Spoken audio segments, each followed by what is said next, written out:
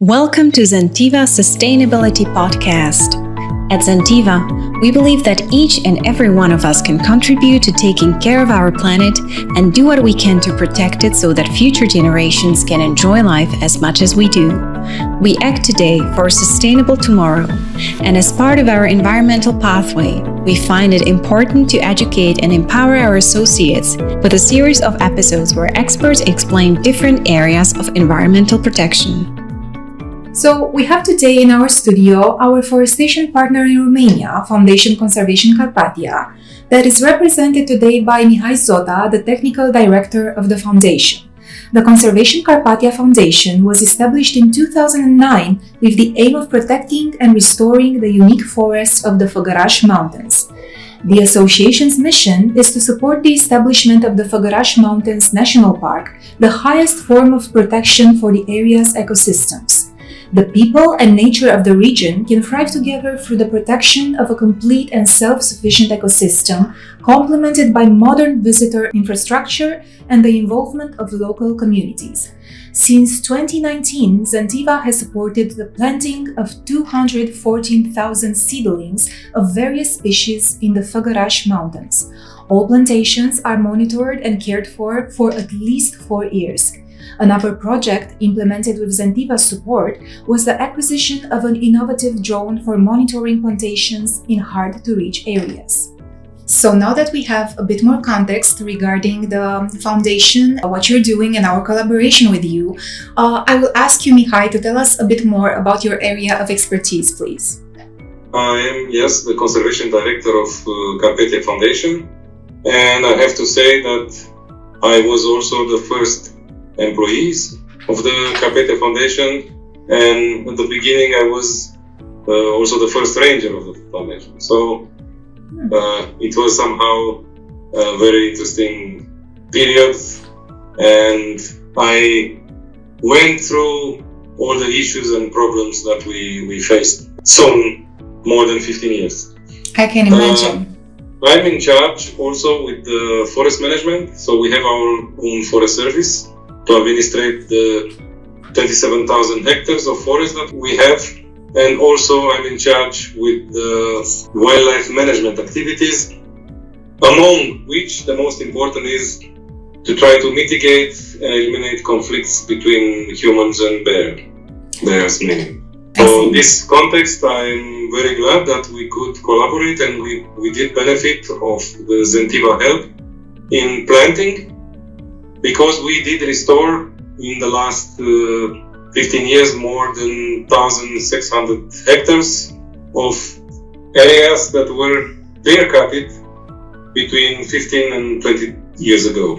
This is somehow interesting because among many other organizations who are planting, we actually have a different kind of cross to bear, because we did plant what other people and entities did not. So what projects are you currently running at the Conservation Carpathia Foundation? Tell us a bit more about that, please. We had last month a very big project, a 5-year project that was a Life Natura project financed by European Union and co-financed by our foundation. This project just ended, and we have another smaller European project also for restoration, for finding innovative solutions for ecosystem restoration.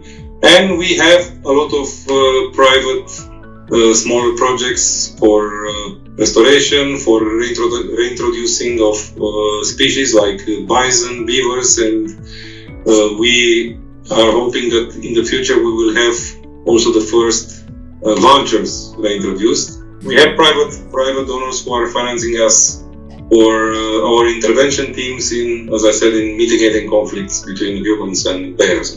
And since you mentioned the reforestation, how important do you consider reforestation to be for supporting biodiversity beyond being a trendy topic and nice to have? How does biodiversity help us? But we are part of the biodiversity, and in some periods of times, it was this phrase, humans are conquering the nature. That was many time ago. And nowadays we are in the second part of this journey, where we say we have to save at least some nature, because we are part of the nature, we are part of the biodiversity, and every time this chain of incredible relation between living creatures mainly are interrupted, then there are a lot of collateral consequences that we are not imagining. It's a lot to talk. I can give you just a small example. Let's say how we know that all these kind of disturbances in the nature are not producing, for example, this kind of regulating mechanism, including new viruses and all kind of stuff. So biodiversity, it's a very complex notion. Biodiversity, it's about the whole range of living creatures and also the genetic diversity existing on Earth. Mm-hmm. And building on that, I wanted to ask you, how do forests and the future forests that we are striving to establish from plantations contribute to a healthy environment in the context of climate change?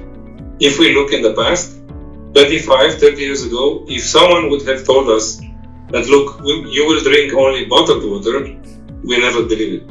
And nowadays we drink only or mainly only tap water, and we need a lot of water, also in the future much more, for agriculture, for example, for human consumptions.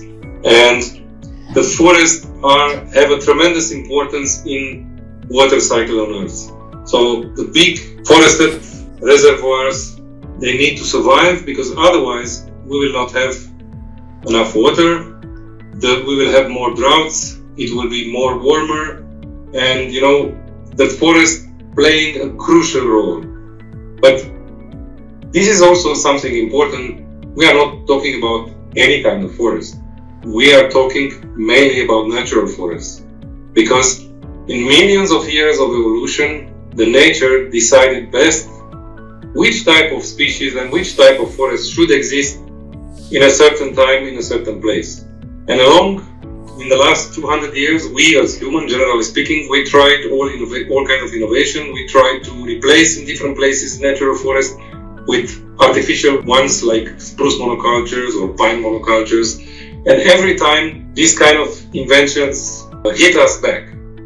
Because the nature knows best what kind of forest should exist in a certain place in a certain moment. Mm-hmm. And of course, all the forest functions will be better accomplished by a forest if this forest is much closer to a natural one. Absolutely. And how does Romania stand in terms of biodiversity compared to other countries? We know already that the Conservation Carpathia Foundation has collaborations with the largest national park in Germany. Have you exchanged experience with them to share any useful insights, maybe?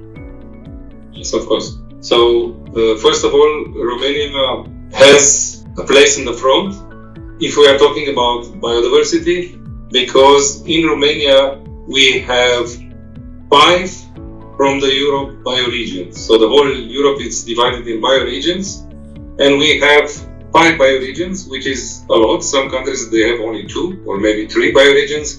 And newly, since I think 5 years, now it's considered that Romania have 6 from the whole European bioregion. So we are in front with biodiversity values. But on the other hand, and I'm sorry to say that, we are not in the front with the money that we spend for nature conservation. And this is a very important point.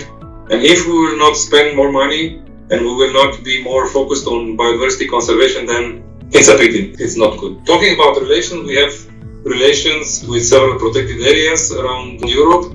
And Bayerische National Park in Germany, it's our partner. And we do a lot of exchanges, including educational exchanges. We are learning from them about what they did to replace spruce monocultures and come back to natural forests. And they learn from us about carnivore management and conflict management, because they don't have any more bears. They have wolves now, and they start having problems with wolves. Mm-hmm. We did also all kinds of exchanges around the world. We also visit the oldest and most important national park in the United States, which is of course Yellowstone National Park, and we learned there a lot of things. And maybe the most important thing, it's also written on the northern entrance of the Yellowstone National Park. Some of this message was, this park was established for the benefit and enjoyment of the people. So the most important role of the protected areas and of the national parks and nature conservation generally is for the benefit and enjoyment of the people. It's not just conservation for conservation,